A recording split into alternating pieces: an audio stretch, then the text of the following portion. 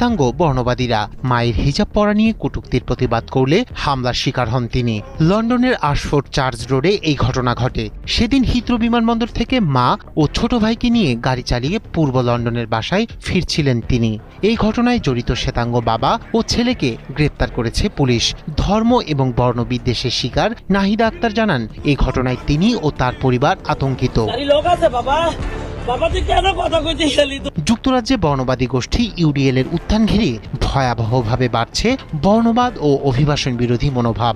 British Bangladeshi তরুণের উপর হামলায় উদ্বেগ বাড়ছে ব্রিটিশ বাংলাদেশি অভিবাসী কমিউনিটিতে। আশঙ্কাজনক হারে বাড়ছে ইসলাম বিদ্বেষও।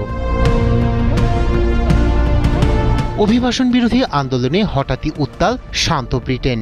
সাম্প্রতিক সময়ে টমি রবিনসনের নেতৃত্বে ইউডিএল এর ইউনাইটেড দ্য কিংডম র্যালির উত্তেজনা ছড়িয়ে পড়েছে দেশ জুড়ে। বাড়ছে বর্ণবাদ, ইসলাম বিদ্বেষ আর